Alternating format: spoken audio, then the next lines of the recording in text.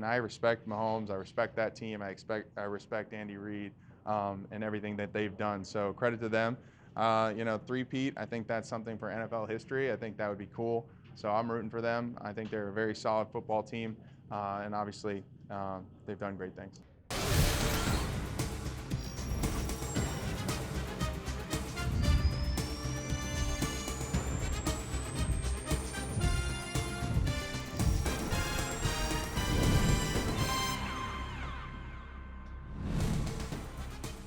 Where else would you expect us to be for a New Orleans Super Bowl other than the heart of the French Quarter, Bourbon Street? Yes, New Orleans, you can see Cletus the Fox robot with the fans. I can hear the band next door playing. I think I can smell the rum in somebody's cocktail. I don't know if that's a daiquiri or a hurricane. I'm going to go try to find one in a minute. Hi! Welcome to the NFL on Fox podcast, presented by Verizon, the NFL powered by Verizon 5G. I am Dave Helman, and I told you we would be on location as we inch closer to Super Bowl 59. We are here on Bourbon Street. We are getting ready for Chiefs-Eagles, and as you might imagine, there is a hell of a lot going on. Everybody who's anybody is here as the NFL gets set for the biggest weekend on its calendar. The guest list reflects it. We had a very busy day.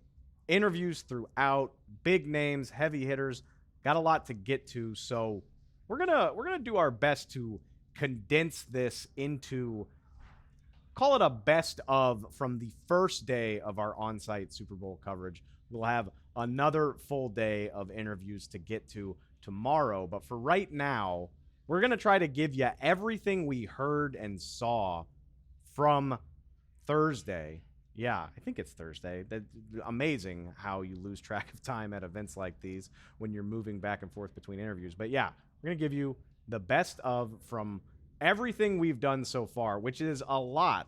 To name a few, to name what we've been up to, had a chance to check in with Matthew Stafford, Super Bowl winning quarterback of the LA Rams, at least for the time being.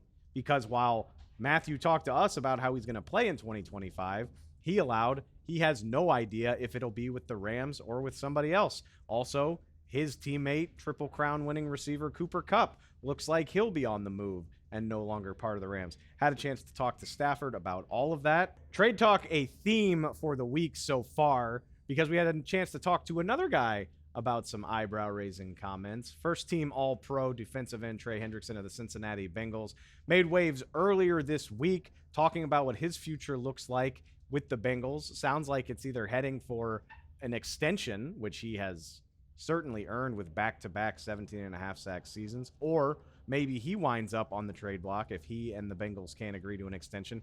He stopped by our set here on Bourbon Street. We had a chance to talk to Trey about that. Who else did we have a chance to talk to? We also chatted with Cowboys legend Darren Woodson, the three-time All-Pro safety from the 90s Super Bowl teams, about, obviously, what is ailing the Dallas Cowboys, what isn't ailing the Dallas Cowboys, as well as his candidacy for the Pro Football Hall of Fame. He is up for enshrinement in 2025. Had a lot to talk about there.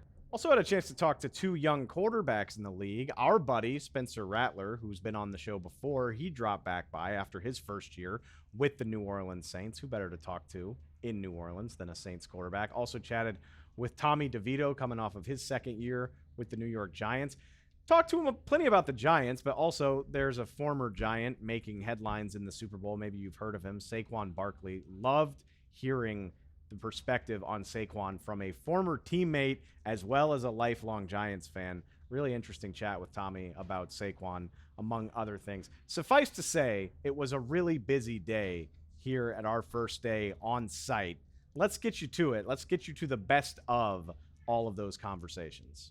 Your teammate Jamar makes no bones about how he feels about the Chiefs. He wants to beat those guys. I'm curious how you feel about seeing the Chiefs in this game. Obviously, y'all have a history going way back.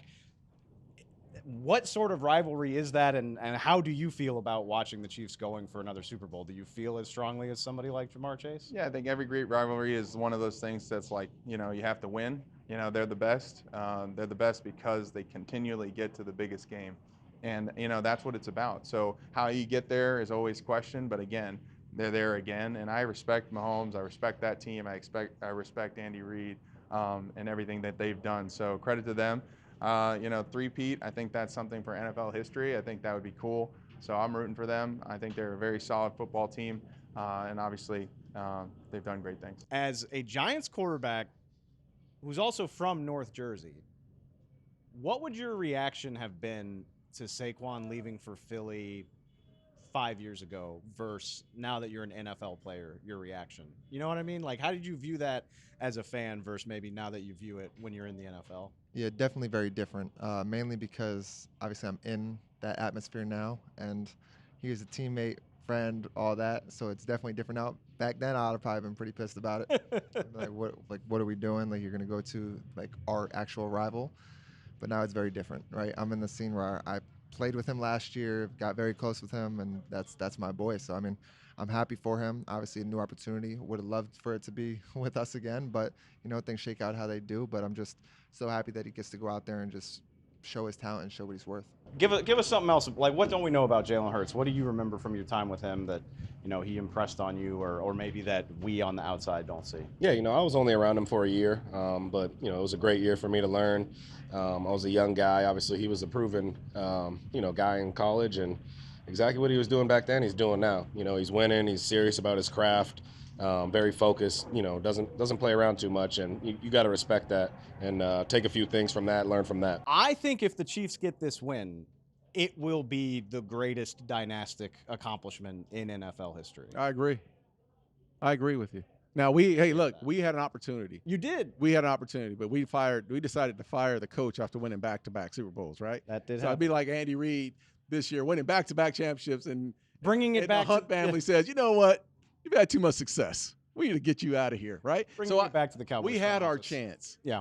And we messed that up. Now the Chiefs have a chance, and I'm along the same page. We're in the midst of greatness right now. We're watching Unprecedented. We are watching Pat Mahomes, Andy Reid, and the Kansas City Chiefs organization get to the pinnacle of sports in the NFL, and that's three-peating. No one's done it. Like, someone's going to do it, and I think they have a legitimate shot. Now it's going to be a battle, because the Eagles team they're playing this week's a really good football team. You've been in this league long enough to know that you lose teammates over time, but I imagine that's still kind of surreal, knowing that regardless what happens with you, it looks like your time with Cooper Kupp is done. Yeah, it's tough. He's an all-time teammate of mine. I've spent probably more time, football-wise with Cooper Kupp in the 5 years or 4 or 5 years I've had here, spending time with him than any one of my teammates. So, I've loved getting to work with him. I love his family, what they're all about, and it's incredible the plays he's made on the field, all the highlight reel catches and things that he's done for our team. But he's as good or better behind the scenes, when nobody else gets to see it. He's an incredible teammate, incredible friend, great leader on our team for the last 4 years or 5 years that I've been here. And really, I think he's got a lot of good football left in him. I'm happy for him that he's going to get opportunities elsewhere, and hopefully he goes and makes the most of them. I love weeks like this because the news cycle just sort of perpetuates itself. Like, I had a whole different idea for what I wanted to talk to you about. Yeah. And then you went on Pat McAfee and you sort of started a news cycle, Trey. I don't know if you've seen that. You strike me as kind of a low-key guy, but talking at the Super Bowl about your future with Cincinnati, talking to Pat McAfee about, hey, I want to help Cincinnati win a Super Bowl one way or the other, whether that's as a member of the team or maybe they get something for me in a trade. Like I said, you strike me as a low-key guy, but I don't know. Is it nice to have some agency in moments like this with so much uncertainty around the Bengals where you can put your voice on an issue like that? And I'm curious. I'm guessing your phone has been busy since that appearance. Well, it comes with the job. When you're in this business and you're playing well, it's a completely different dynamic than the other spot. Like, I was in New Orleans. I played special teams on Fort Core for about 3 years. So very different environment, but it's a tremendous blessing to have a platform to voice my wife and I and our concerns, and wanting to be in Cincinnati for a long time. Obviously, my son was born there. He's been amazing, and where we're going to raise him and how long we're going to raise him in a spot for matter to us. And if I've afforded her that right, hopefully we can make something happen. you said that you prefer to let your play do the talking. You've always struck me as that type of guy, but what is that process like? At what point do you say, like, hey, I mean, that is what I would prefer to do, but it feels like my obligation to say something about where my career is headed with the Bengals and what that might look like? Yeah, I just don't want to be a distraction for the team because at the nucleus, we all want to win a Super Bowl. And I don't know how much of a distraction that will be, but I'm trying to limit those things before it gets to that in some ways. And, I've been blessed to play football at a high level. I've been blessed to play with great teammates along the way. I can't give them enough credit, even though I am being honored in some ways and personal accolades. I can't do it on my own. So great coaching, great players, and a great support with my wife and my family. So I'm incredibly blessed. We've been around the block enough times to know, I mean, things like this can drag into August, even September sometimes. I mean, do you have an idea of what this timeline might look like? And I mean, I imagine that's part of why it might be important for you to talk about this is like, hey, I'd like some resolution here, whether I'm going to be in Cincinnati or whether you're willing to trade me. Do you have a timeline in mind for when you would like Cincinnati to figure this out, whether it's in the coming weeks at the beginning of the league year, or maybe this is something that drags on closer to the season? Yeah, my dad has always been a huge advocate in protecting our name, meaning like on the back of my jersey. And I don't want anybody to have to hear it from somebody else on where we feel as a family. So that's really more of where this voice is coming from. You can have a million reasons for doing a million different things, but specifically wanting to voice this thing is something I'm coming out of my comfort zone doing to ensure that my family and my name are protected going forward as we go through a little bit of this business side of football, because it would be great if it was just Sundays and sacking quarterbacks. Love that. Off seasons are kind of figuring out what that looks like, and communication is open, and looking forward to that. Thinking back over the last few months, Troy Aikman, Yep. Emmitt Smith, Yeah. Michael Irvin, yourself, Yeah. like the legends that built this franchise up are as mad as I have ever seen them about the state. Well, I think and Dave, I think there's been a ton of disappointment, one, in not only how the season played out, but what happened previously in free agency coming into the season. There wasn't a whole lot of activity. less than As a matter of fact, we were losing players Right. to the Commanders like every week. We were losing a different player, so they were depleting us, and we just never got better. I think Zeke was probably the best player in free agency last year, so that's not saying much as far as helping your team get to a point where they can add depth and win. And I think we all knew that going into the season. So going into the season, as a former player, I didn't think that this team was a 500 football team. Mm-hmm. And that played out throughout the season. They had a lot of injuries. Mike Zimmer came in as a defensive coordinator. There was a lot of change there. It took them a while, their defensive scheme, to really start to pick up in week 12 of the season. Dak got hurt. I mean, there was just so many negative things that happened this season. And then you couple that with a terrible season as far as the record, and then couple it with the fact of now there's no excitement in the hire that they had in Schottenheimer.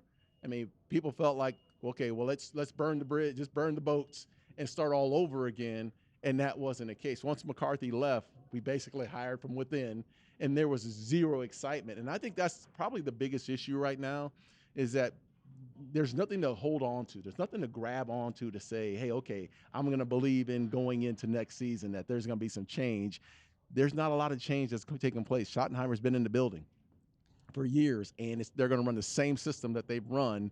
And will things absolutely change? And no one knows. For what it's worth, the rest of those conversations are available on YouTube. You can go see the rest of that if you want to.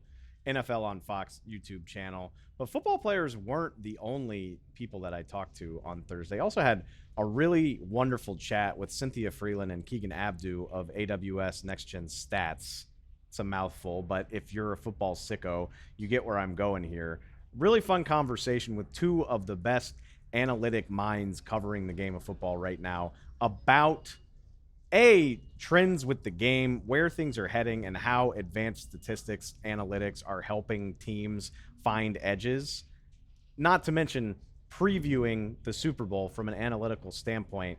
And one thing I've been trying to get to the bottom of ever since this matchup got set is, how do you evaluate the Chiefs? How do you evaluate a team that seems so good at turning it on at the right time What do you weigh heavily? What do you not weigh heavily as you watch another Chiefs team make a run at a championship? Really fun conversation with Keegan and Cynthia. We're actually going to break it up into two parts. It's a little bit of in the weeds conversation here, diving into the nerdy sicko side of football. I loved it. I'm guessing y'all will too. So we're breaking it up. We're going to do the first part of this today. We'll have the second part tomorrow, but a really fun conversation with Cynthia and Keegan. Check it out. Come on, AWS. Let's talk about this matchup.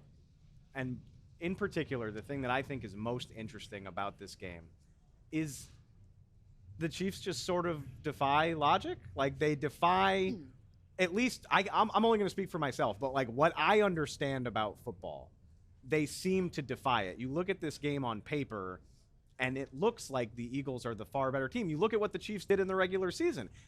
It doesn't look all that impressive. And yet, here we are with them in the Super Bowl for a third consecutive time. We talk about this like narrative builders like me. You talk about the idea of like, well, the Chiefs just know when to turn it on. The Chiefs just know when to play their best football. Can you contextualize that in a statistical way at this point? Yeah, I would say that the play style, you talk about basically how the Chiefs are the number one seed when they don't have a high point differential. You know, they don't have a lot of explosive plays. And they're not winning by a lot. Can I brag on you for a second? It's right here on my stat sheet. The Chiefs jumped from 10.6% in explosive play rate in the regular season, second to last in the league. Again, I resent the fact that like we saw all this happen. Like it did happen. And then you get to the playoffs and it's at 16.8%. Like when you get a jump like that in moments that matter, it's incredible to me. Yeah, and you know, they're playing ball control offense and like low possession games, which usually you don't want to play as a favorite. You know, you want to minimize variance rather than maximize variance. But they just are so perfect and so well coached, and Patrick Mahomes doesn't make mistakes, that they are able to sustain these long drives and shorten games. And they know that when it comes down to critical downs, the critical third down, fourth down, you have Patrick Mahomes, who's the best maybe we've ever seen on third down, and Steve Spagnuolo, who can scheme the hell out of and confuse any quarterback if you get them into those third and long situations. Is that like how we should package this? Is just the Chiefs are the best tight margin team we've ever seen?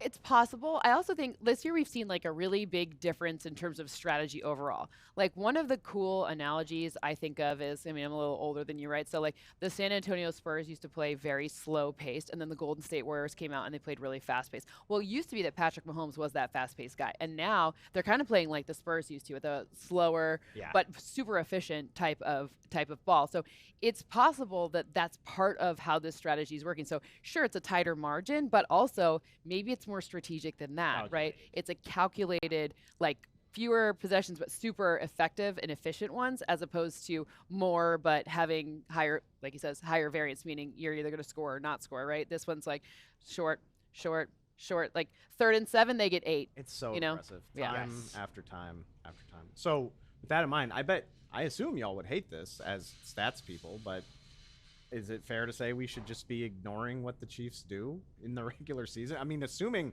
we haven't already given up on that based on the way the last couple of seasons have gone. Well, I think the one thing you shouldn't ignore in this one particular is their red zone usage of tight ends in the regular season versus what we've seen in the postseason so far. Because in the regular season, which was the team with the most red zone 12 personnel, 2 tight end sets, Chiefs. And what happened in the postseason? They went to 11 personnel. Yeah, so 11 meaning 3 wide receivers. Yeah, so right. ultimately, you're changing the formations, which means not as much Travis Kelce in the end zone, not as many Taylor Swift shots, but we're going to change that in the final game. I think Andy Reid is very strategic about what we see and when, because he knows about how many games that the Eagles have been watching. He knows about what areas Nick Sirianni likes to do. That's where the coaching staff, to me, has the even bigger edge, because they're going to sit there and they're going to say, all right, they know we have this awesome Eagles defense, which it is, and they know we play a lot of nickel. What you're going to play? You're really going to do better than 2 tight ends set against nickel in the red area? Like, Yeah, 5 defensive backs, nickel, going against 2 tight end sets. Maybe not an ideal. It is nice though when the nickel is Cooper DeJean. Yes. We were okay, Keegan. Let's dive into the Eagles side of this for a second too. We were actually just joking about how rough it looked for the Eagles heading into their bye week. Yes. First 4 or 5 weeks of the season. They obviously made some changes. One of those being Cooper DeJean. Cooper DeJean, getting these young guys involved. What is it about him that has allowed their defense to and I don't want to put it all on him. I understand that. But it has become such a different unit over the second half of the season. Well, if you look at last year and the first 4 weeks, like their defense against the slot, they were worst in the league, bottom 2 in the league this year. And they finally make that change, swapping out Avonte Maddox for Cooper DeJean. And he is physical, athletic. I mean, there's plays that you see. There's that one play, 4th down stop to Jamar Chase where he chases him across the formation and tackles in the backfield. Like, you call him a screen killer. He really is so physical in the open field and can run, because he's such a great athlete, run vertically with anyone that's trying to threat him from the slot there as well. Can he run with Xavier Worthy?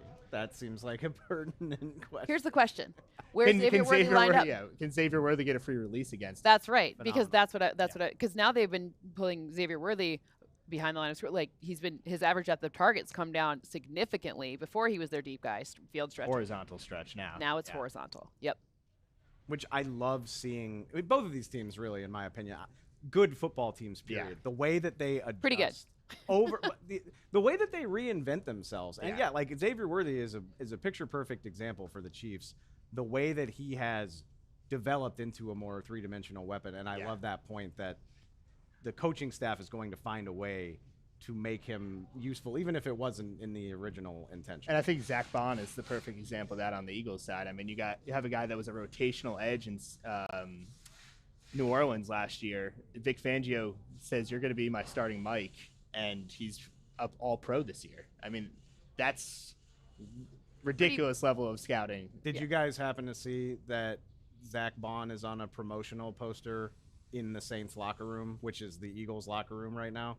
No. Zach Bond walked in and was like, "Oh, there I am in a Super Bowl advertisement for the team where I couldn't get any run last year." Maybe those narrative spinners who think it was only the Chiefs, they can now say, "Oh, maybe it was Zach Bond. He's in them." I'm just saying. He has had an incredible season. Give me a tinfoil hat. There's so many good stories here. Let's look at the flip side of that as well, because I think the Eagles defense. Yes, we mentioned Cooper DeJean, but there's so many other pieces of this. They're so versatile. Yes. I am curious, and this is something I talked about with Greg Olson last week, the Joe Tooney of it all, I'll call it. And, moving him outside to get to this point. Now you play an Eagles team that has a lot of juice on the interior. Yeah. I'll ask you that. How do you weigh that? How do you weigh the decision of the best way to protect your quarterback in a matchup like this, where I don't want to call it a liability because Joe Tooney's been incredible, but it is something you have to keep in mind. He's playing out of position. This has been a problem spot for him. And then you also have Mike Caliendo, a guy with 4 starts before Who the would playoffs. be going up against the likes of Milton Jalen Williams, Carter and yeah. Milton Williams in this game. Yeah. So it's going to be really interesting to see where Creed Humphrey is kind of shifting towards. Is he going to go double team Jalen Carter, who will be mostly aligning over Trey Smith, or is he going to be going to help out, the former backup Mike Caliendo on Milton Williams, who's had a hell of a year, especially when he's left one-on-one. So it's kind of a Sophie's choice when it comes to the interior. But you also don't want one of the DJ Humphreys or Kingsley Sumata or whoever it would be at left tackle, where Nolan Smith could just align in a super wide 9 and beat him to the edge with his burst and athleticism off the edge. I couldn't help but be curious. I think it was Packers president Mark Murphy had a comment. I think it was leading into Super Bowl week about the tush push. Yeah. Not thinking it's a football play, not thinking it's a fair play. I firmly disagree, but I have to imagine that this is going to play a massive part in this game. And I'm looking at y'all's handy dandy stat sheet here. 4 of 6 quarterback sneaks in the AFC Championship game. The Kansas City Chiefs managed to stop. I don't know that there is a recipe for stopping this play in Philadelphia, but is it fair to think Kansas City is as well suited to do it as anybody? I think there was a lot of scouting with that because Josh Allen always goes left. Always. In fact, he went left every single QB sneak this season. Jalen Hurts also has a very strong tendency to go left. I think he goes left over 3/4 of the time. He's not Now, is there a counterpunch where I think in the Super Bowl 2 years ago they had, or on that playoff run, they had a fake sneak where they pitched it. Yep. So Absolutely. do they throw that counterpunch as well? I don't know. That's the fascinating part about it. They also have a much general. different scouting. The Eagles do a much different scouting job than the Bills. I'm pretty familiar with both. So I will say, I would imagine that the way the Eagles, I would imagine a little bit more to the right, or Okay. depending on the alignment. Where is Chris Jones? Where Let's is go away Chris from Jones? Because remember, Chris Jones. Jones used to only line up in the middle and in the interior, and now on third down he's on the outside. So where are they going to put him for the potential tush push? And also the Bills O-line in general lines up a lot wider than the Eagles do Yes. on the formation for the tush push as well. Bills O-line is a really wide O-line. They're really big. Like Spencer Brown's like 18 feet tall conservatively. Yes. So the strategy for that is a little bit different. So they want Dion only. You talk about one of the widest, especially Deion Dawkins. Yeah, Literally Deion's- the widest splits in Exactly. our database. And then on average, the tush push is 3.5 yards wide. Reminder, so the other half of that conversation we'll be posting tomorrow night. Check back on the feed for the rest of that. Plenty more good nuggets from Cynthia and Keegan. Now let's move to the part you've all been waiting for. Of course, we traveled all the way to New Orleans, but we are not going to forget about the Super Six. It is time for the Super Six. It's presented by DraftKings. You know the deal by now, but I'll spell it out one more time. It's the Super Six. It's the last NFL game of the year. You got to wait until August for on-field action after this game. So what better time to get involved, give yourself a little extra rooting interest? Head to foxsports.com or the Fox Sports app. We got 6 props, 6 bets you can make. If you hit all 6 of them, you win the big prize. Big game, big prize. What's not to love? And I'm going to help you out by making my selections on 2 of these.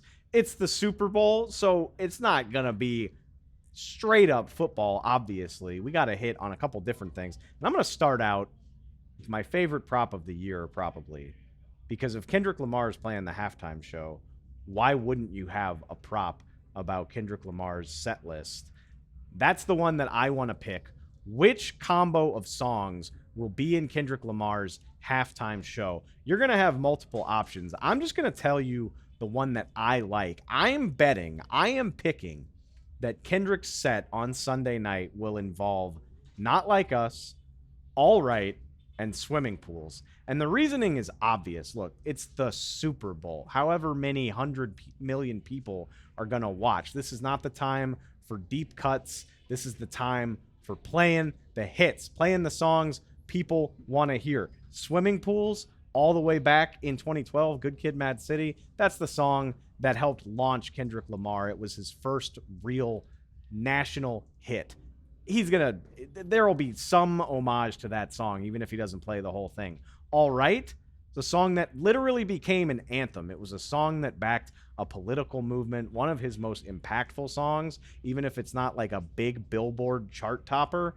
Very important song to Kendrick's discography. All Right will be in there. And then, maybe you heard Not Like Us. It was the song of 2024, the #1 hit. You can't escape it all year. It just won 5 Grammys the other night. He's going to play Not Like Us, and it is going to be a moment with a capital M. That is my pick for the halftime show. The other one, let's get to the football. Going to order 4 guys based on most yardage. Who will have the most scrimmage yards on Sunday night? Your choices, 2 guys from the Chiefs, 2 guys from the Eagles, Travis Kelce, Kareem Hunt, Saquon Barkley, A.J. Brown. I am ordering it thusly.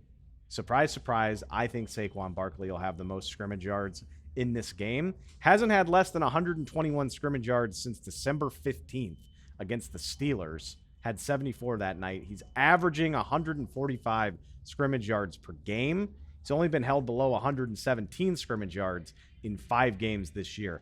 It's not a lock, but win or lose, I love my odds that Saquon has the most yards of anybody in this game. Number 2, maybe the surprising one. I'm rocking with the future Hall of Famer, Travis Kelce. The stats don't back me up at all, but it's the Super Bowl, and I don't care. The Chiefs are going to find a way to get him the ball. The Eagles don't have Nakobe Dean. They're shorthanded at linebacker behind Zach Bond. I bet you Patrick Mahomes is going to target the middle of the field to keep drives moving. Kelsey has averaged 88 yards in his other 4 Super Bowl appearances. So they find ways to get him the ball. I know it hasn't been his most memorable season. I don't care. I think he's going to get the ball a lot in this game. Third, I'll go A.J. Brown. And having said that, with my luck this year, he'll probably catch like a 60-yarder on the first damn series of the game. I like this, though. I like where this slots in for what the Eagles' identity is this year. They're going to lean heavily on Saquon and the run game. I do think the Chiefs have the personnel to at least limit AJ. I don't think you shut AJ down in this game, but they can limit him. Trent McDuffie and those guys can throw him off enough that he doesn't take over the game. As long as he finishes with 88 or less, I think I'm golden, because I'm thinking Saquon with 120 or more. I'm thinking Kelsey with 90 or more. So yeah, as long as AJ's got about 80, 85, I think I'm in good shape. Last place, Kareem Hunt. He'll probably score 2 touchdowns in this game, but I don't like his scrimmage yardage totals. He's only had 2 100-yard games this year, none in the last 2 months. Hasn't had more than 79 scrimmage yards since before Christmas. He scores touchdowns. He doesn't rack up yards. That's not his role in the offense. So more than anything else, I like Saquon at 1, and I like Hunt at 4. You figure out what to do with A.J. Brown and Travis Kelce. But that's my order. We will see how this ages when we get to game time. That is the Super 6 for Super Bowl Sunday. All right, that's a wrap on the show. Not even close to a wrap on the week. We've got another episode coming your way Friday. We will be back with a whole new slate of guests, whole new round of interviews, plenty of quality nuggets, tidbits, good information, good quotes. We got it all coming your way, starting all over again on Friday. So if you're not, make sure you're subscribed. Go find us on Spotify, on Apple Podcasts, wherever you prefer to get your pods. We will have you covered all day Friday with the latest coming out of New Orleans. And of course, we will have a recap of the game itself ready to go on Super Bowl Sunday. So much more coming your way between now and then. So please make sure you stick with us. Go find us on the social channels at NFL on Fox Pod. It's, of course, it's the Super Bowl. We got you covered on every angle. There's the YouTube channel. We got stuff on social media. Anything that didn't make it into the show, you can definitely find it there. I promise you that. And with that said, I think I covered all my bases. We will be back to talk to y'all real soon. Until then, I appreciate it, and I'll chat with y'all next time. Thank you so much.